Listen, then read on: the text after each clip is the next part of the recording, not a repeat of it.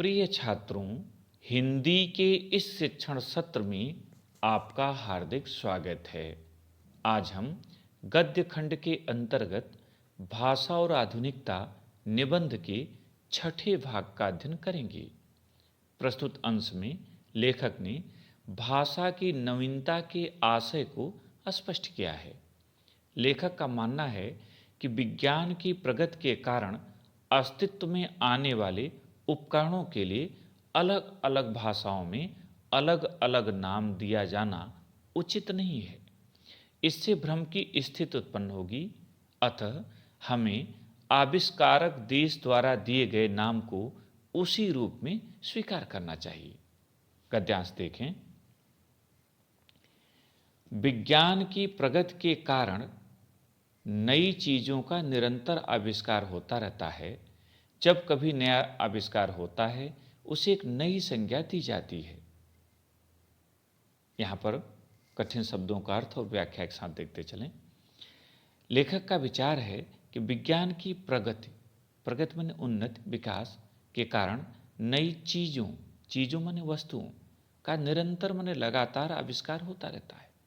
लेखक का विचार है कि विज्ञान जैसे जैसे उन्नति करता जा रहा है, विकास करता जा रहा है, वैसे वैसे नई नई वस्तुओं का निरंतर आविष्कार होता जा रहा है। जब कभी नया आविष्कार होता है उसे एक नई संज्ञा दी जाती है। संज्ञा माने नाम। जब कोई देश कोई नया आविष्कार करता है तो अपनी भाषा और अपने बुद्धि बल के अनुरूप उसे एक नया नाम दे देता है।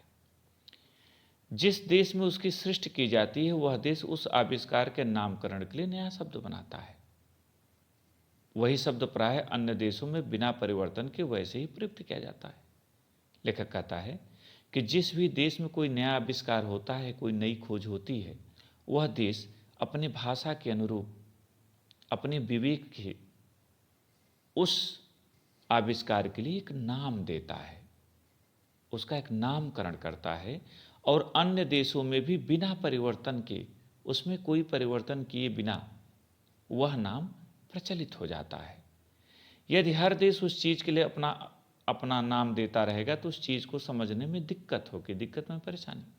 लेखक कहता है कि यदि प्रत्येक देश उस आविष्कृत वस्तु के लिए अलग अलग नाम देगा तो उसे समझने में सामान्य जन को परेशानी होगी, क्योंकि हर भाषा में उसे अलग अलग नाम दिया जाएगा। जैसे रेडियो, टेलीविजन, स्पुतनिक। लेखक कह रहा है कि रेडियो को, टेलीविजन को, स्पुतनिक को यही कहा जाना उचित है।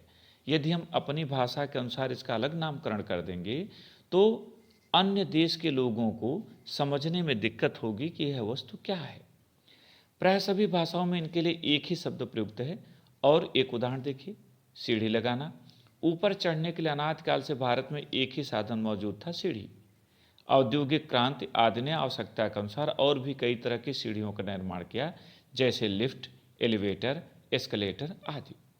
भारतीयों के लिए बिल्कुल नए शब्द हैं और इसलिए भारतीय भाषाओं में इसके लिए अलग अलग नाम द्रष्टव्य नहीं होते, द्रष्टव्य दिखाई पड़ना। लेखक कहता है कि सीढ़ी लगाने के लिए अनादिकाल से भारत में एक ही साधन था, वह था सीढ़ी, और हम सीढ़ी कहते आए हैं। औद्योगिक क्रांति के कारण कई तरह की सीढ़ियों का निर्माण हुआ, जैसे लिफ्ट जो ऊपर ले जाती है, एलिवेटर, एस्केलेटर आदि। यद्यपि भारतीयों के लिए ये शब्द नए हैं और भारतीय भाषाओं में इनके अलग अलग नाम नहीं दिखाई पड़ते, फिर भी इन्हें इसी रूप में स्वीकार करना उचित होगा। इनके लिए अलग नाम देना उचित नहीं होगा। इस स्थिति में उन शब्दों को यथावत उसी तरह ग्रहण करने में कोई बाधा माने रुकावट नहीं होनी चाहिए।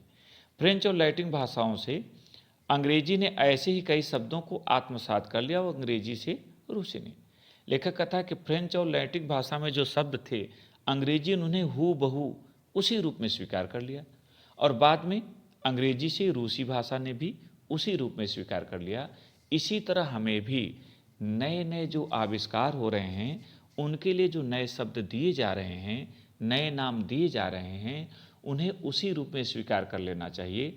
उनके लिए अलग से नाम नहीं देना चाहिए, जिससे विभिन्न भाषा भाषी लोगों के बीच भ्रम की स्थिति उत्पन्न न हो। इस पर प्रश्नोत्तर देखें। पहला प्रश्न, प्रस्तुत गद्यांश का शीर्षक तथा लेखक का नाम लिखिए। उत्तर, प्रस्तुत गद्यांश का शीर्षक भाषा और आधुनिकता है और इसके लेखक का नाम प्रोफेसर जी सुंदर रेड्डी है।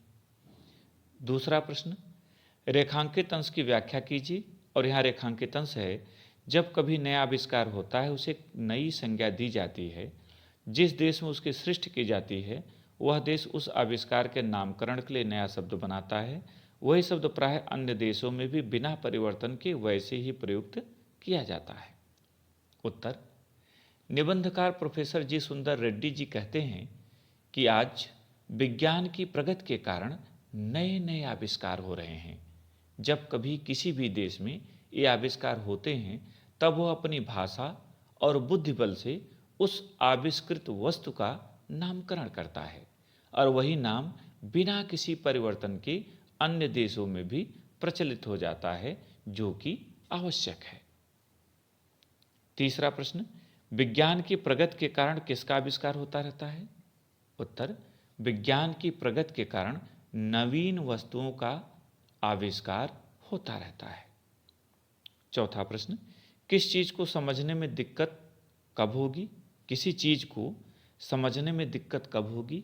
उत्तर, किसी चीज को समझने में दिक्कत तब होगी जब प्रत्येक देश अपने अपने अनुसार अलग अलग नामकरण करेगा। जैसे रेडियो, टेलीविजन आदि का सर्वत्र प्रयोग होता है। यदि प्रत्येक देश इनका अलग नाम निर्धारित करेगा तो अलग अलग भाषा भाषियों को परेशानी का सामना करना पड़ेगा। पांचवा और अंतिम प्रश्न, विज्ञान और प्रगति शब्दों में उपसर्ग छांटकर लिखिए। उत्तर, विज्ञान और प्रगति शब्दों में उपसर्ग निम्नलिखित हैं। एक तरफ शब्द लिखें, दूसरी तरफ उपसर्ग लिखें। शब्द के नीचे विज्ञान और प्रगति लिख दें और उपसर्ग के नीचे विज्ञान में वी उपसर्ग है तो इसलिए वी लिखें और प्रगति में प्र उपसर्ग है इसलिए वहाँ प्र लिखें। प्रिय छात्रों, मुझे उम्मीद है कि यह भाग आपने समझ लिया होगा। अगले भाग के साथ फिर मिलेंगे। बहुत बहुत धन्यवाद।